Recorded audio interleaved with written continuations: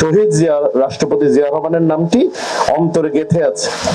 ওনার কর্মকাণ্ডে আমরা গর্বিত, ওনার কর্মকাণ্ডে পুরো বাংলাদেশ গর্বিত হচ্ছে।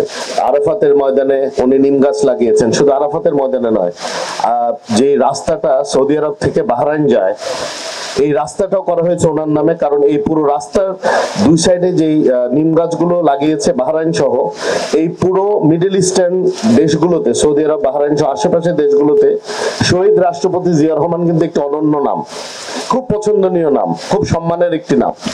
কারণ উনি নিজের দেশের নামটি যেভাবে সমুন্নত করেছেন দুনিয়ার কাছে, আমরা সবাই তার জন্য যেন দোয়া করি।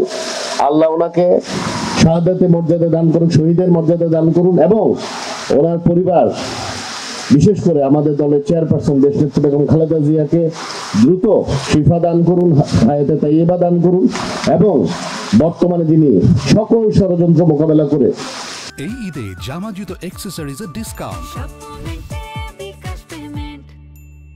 এই বাংলাদেশিদেরকে নেতৃত্ব দিচ্ছেন, বাংলাদেশিদেরকে স্বৈরাচার মুক্ত করেছেন, এবং বাংলাদেশকে একটি উন্নয়নশীল এবং উন্নত সমৃদ্ধ দেশের গড়ার প্রত্যয়ে যিনি কাজ করে যাচ্ছেন নিরলসভাবে, আমাদের দলের চেয়ারম্যান জনাব তারেক রহমান এবং ওনার পরিবার।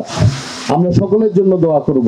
আমাদের যত নেতাকর্মী, যত আলেম ওলামা, এই আওয়ামী লীগ দুঃশাসন সহ গত বাংলাদেশের জন্ম হওয়া থেকে নিয়ে আজকে পর্যন্ত যতগুলো মানুষ দেশের স্বার্থে, ধর্মকে রক্ষা করতে গিয়ে বা দেশের মানুষের স্বার্থ রক্ষা করতে গিয়ে, সমুন্নত রাখতে গিয়ে যারা ইন্তেকাল করেছেন, আল্লাহ যেন সকলকে শহীদি মর্যাদা দান করেন।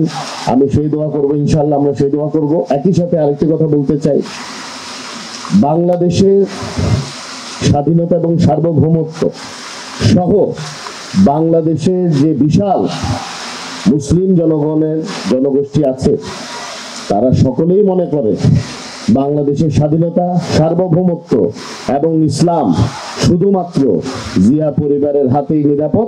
ওনারাই এই তিনটা জিনিস বরাবরই স্বাধীনতা থেকে আজ পর্যন্ত সুরক্ষিত রেখে গেছেন। আমরা দোয়া করব যেন এই পরিবারের উপর আল্লাহর বিশেষ রহমত নাজিল হয়, আল্লাহ যেন এই পরিবারকে ওনার রহমতের চাদর দিয়ে ঢেকে রাখেন।